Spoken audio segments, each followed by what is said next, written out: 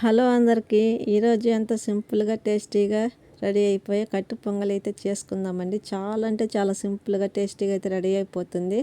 ముందుగా ఒక కడాయి అయితే తీసుకొని 1 కప్పు పెసరపప్పు అయితే వేసుకొని గోల్డెన్ కలర్ వచ్చేంత వరకు వేయించుకోవాలి. పెద్ద మంట పెట్టుకున్నామంటే త్వరగా మాడిపోతాయి. మంట లో ఫ్లేమ్లో పెట్టుకొని బాగా వేయించుకోవాలి. ఇలా బాగా వేయించుకున్న తర్వాత ఇప్పుడు మనం స్టవ్ ఆఫ్ చేసుకొని కుక్కర్లోకి అయితే తీసుకుందామండి. సో ఈ కలర్ వచ్చేంత వరకు అయితే వేయించుకుంటే సరిపోతుంది. ఇప్పుడు కుక్కర్ తీసుకొని 1.5 గ్లాస్ పచ్చి రేషన్ బియ్యం అయితే తీసుకుందామండి. 3/4 గ్లాస్ అయితే నేను పెసరపప్పు అయితే యాడ్ చేస్తున్నాను. రెండింటి క్వాంటిటీకి తగ్గట్టు చేస్తున్నాను. ఇప్పుడు ఇవి 1 నుంచి లేదా 3 సార్లు శుభ్రంగా కడుక్కోవాలి. ఇలా శుభ్రంగా కడుక్కున్న తర్వాత మనము వాటర్ అయితే ఒకే క్వాంటిటీలో అయితే తీసుకుంటున్నామండి. నేను పెద్ద కుక్కర్లో చేస్తున్నా కాబట్టి ఒకేసారి వాటర్ అయితే తీసుకుంటున్నాను. మీరు కానీ చిన్న కుక్కర్లో చేస్తుంటే వాటర్ తక్కువగా తీసుకొని మరొక పక్కన మరిగించిన వాటర్ అయితే యాడ్ చేసుకోండి. ఇప్పుడు నేను 1.5 గ్లాసు బియ్యానికి 6 గ్లాసులు వాటర్ అయితే యాడ్ చేసుకున్నానండి. ఇలా వాటర్ యాడ్ చేసుకున్న తర్వాత కొంచెం పసుపు, కొంచెం జీలకర్ర, సరిపడా ఉప్పు అయితే వేసుకొని బాగా కలుపుకొని మూత పెట్టుకుందామండి. మీకు ఇంకొంచెం పొంగల్ థిక్నెస్ కావాలంటే ఇంకొక గ్లాస్ వాటర్ కూడా యాడ్ చేసుకోవచ్చండి. ఇప్పుడు ఇవన్నీ వేసుకొని మరొకసారి కలుపుకొని మూత పెట్టి స్టవ్ మీద పెట్టి 4 విజిల్స్ రానిచ్చేంత వరకు అయితే ఉడికించుకుందామండి. సో కొంచెం జీలకర్ర, కొంచెం పసుపు, ఉప్పు యాడ్ చేసుకొని మూత పెట్టుకుందామండి. ఇలా కలుపుకొని మూత పెట్టుకునేద్దాము. మనకి పొంగల్ టేస్ట్ రావాలంటే పెసరపప్పు అయితే కొంచెం వేయించుకోవాలండి. కొంచెం నేతిలో వేయించుకున్నా పర్వాలేదు. ఇప్పుడు పొంగల్లోకి అయితే చట్నీ అయితే ప్రిపేర్ చేసుకుందామండి. దానికోసం ఒక కడాయి తీసుకొని చట్నీకి సరిపడా వేరుశనగపల్లీలు అయితే తీసుకుందామండి. సో ఇవి బాగా వేయించుకొని పచ్చి స్మెల్ పోయేంత వరకు అయితే వేయించుకోవాలి. ఇలా వేయించుకున్న వాటిని ఒక బౌల్లోకి అయితే తీసుకుందామండి. ఇలా కలర్ చేంజ్ అయిన తర్వాత ఇప్పుడు బౌల్లోకి అయితే తీసుకొని తిరిగి అదే కడాయి అయితే పెట్టుకుందామండి. ఇప్పుడు కారానికి తగినన్ని పచ్చిమిర్చి అయితే తీసుకుందామండి. మీరు తినే కారాన్ని బట్టి అయితే పచ్చిమిర్చి తీసుకోండి. మేము కొంచెం కారం తింటాం కాబట్టి కొంచెం ఎక్స్ట్రా తీసుకున్నామండి. సో ఇవి కొంచెం పచ్చి స్మెల్ పోయేంత వరకు అయితే వేయించుకొని లాస్ట్లో అయితే కొంచెం ఆయిల్ అయితే వేసుకుందామండి. సో ఇప్పుడు మరొక 2 నిమిషాలు వేయించుకొని స్టవ్ ఆఫ్ చేసుకుందామండి. ఇప్పుడు చట్నీ అయితే మిక్సీ పట్టుకుందామండి. ఇప్పుడు ఒక తెల్లబాయ అయితే వేసుకుందామండి. చట్నీ స్మెల్ బాగుంటుంది.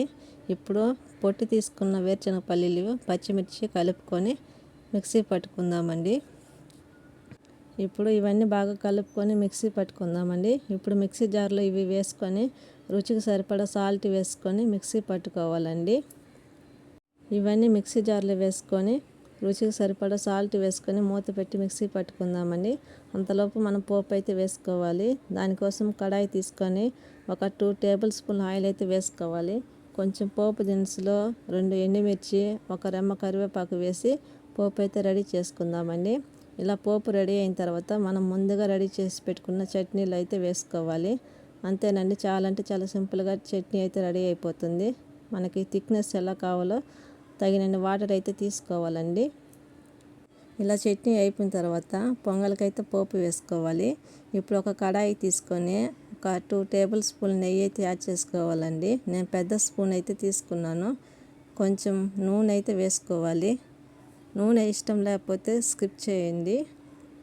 ఇలా నెయ్యి కరిగిన తర్వాత అందులోకి గుప్పెడు జీడిపప్పు వేసుకుందామండి. 1 రెమ్మ కరివేపాకు, కొంచెం పచ్చిమిర్చి, 1 స్పూన్ మిరియాలు, కట్ చేసి పెట్టుకున్న అల్లం ముక్క అయితే వేసుకొని బాగా వేయించుకోవాలండి. లేదంటే పచ్చి స్మెల్ ఉంటుంది. సో ఇవన్నీ బాగా నేతిలో అయితే వేయించుకోవాలి. బాగా కలర్ చేంజ్ అయినంత వరకు అయితే వేయించుకోవాలండి. సో ఇంకా మనకు కొంచెం అయితే వేయించుకోవాలి. ఇలా వేయించుకున్న తర్వాత మనము పొంగల్లోకి అయితే కలుపుకుందామండి. ఇప్పుడు మనం స్టవ్ అయితే ఆఫ్ చేసుకుందామండి. ఇలా ఆఫ్ చేసుకున్న తర్వాత మనం పొంగలి అయితే వేసుకోవాలి. ఇప్పుడు కుక్కర్ మూత తీసుకొని మనం పొంగల్ అయితే ఓపెన్ చేద్దామండి. సో చూడండి, మనకు పొంగల్ అయితే రెడీ అయిపోతుంది. ఒకసారి బాగా కలుపుకుందామండి, అటు ఇటు కలిసేంత వరకు. ఇలా కలుపుకున్న తర్వాత మనం రెడీ చేసి పెట్టుకున్న పోపు అయితే వేసుకొని బాగా కలుపుకోవాలి. పొంగల్ ఇలా మెత్తగా స్మాష్ అయితే చేసుకుందామండి. ఇలా బాగా కలుపుకున్న తర్వాత మనం రెడీ చేసి పెట్టుకున్న పోపు అయితే వేసుకొని అటు ఇటు బాగా అయితే కలుపుకుందామండి. ఇలా పోపు వేసుకున్న తర్వాత మనం అటు ఇటు బాగా కలుపుకున్న తర్వాత మనకి పొంగల్ అయితే చాలా అంటే చాలా సింపుల్గా టేస్టీగా అయితే రెడీ అయిపోతుందండి. ఇలా బాగా కలుపుకున్న తర్వాత అటు ఇటు అయితే కలుపుకున్న తర్వాత మనకి పొంగల్ అయితే చాలా అంటే చాలా సింపుల్గా టేస్టీగా రెడీ అయిపోతుందండి. మన ఛానల్ ఎవరైనా ఫాలో అవుతుంటే ఇలా ఒకసారి ట్రై చేయండి. చాలా అంటే చాలా సింపుల్గా టేస్టీగా అయితే రెడీ అయిపోతుంది. మనకు కంపల్సరీగా అంగళ్ళలో చేసినటువంటిగానే వస్తుంది. మీకు ఈ స్టేజ్లో ఇంకా కొంచెం వాటర్ తీసుకోవాలనుకుంటే పోపు వేయక ముందే తీసుకోండి. నాకైతే కరెక్ట్గా సరిపోయింది కాబట్టి నేనైతే వాటర్ యాడ్ చేయలేదండి. సో ఇలా పోపు వేసుకున్న తర్వాత చూడండి మనకైతే పొంగలి అయితే రెడీ అయిపోతుంది. ఇంతేనండి, చాలా అంటే చాలా సింపుల్గా టేస్టీగా రెడీ అయిపోతుంది. ఇప్పుడు మనం ఒక ప్లేట్లోకి అయితే పొంగల్ తీసుకుందామండి. సో చూడండి ఇలా పొంగల్ తీసుకున్న తర్వాత మనం ముందుగా రెడీ చేసి పెట్టుకున్న చట్నీ అయితే వేసుకొని తింటే చాలా అంటే చాలా సింపుల్గా టేస్టీగా అయితే రెడీ అయిపోతుంది. అంతేనండి, చాలా అంటే చాలా సింపుల్గా రెడీ అయిపోతుంది. మన ఛానల్ ఎవరైనా కొత్తగా చూస్తుంటే కొంచెం సపోర్ట్ చేయండి ఫ్రెండ్స్, ప్లీజ్ సబ్స్క్రైబ్ చేసుకోండి. Thank you for watching. Please to subscribe my channel.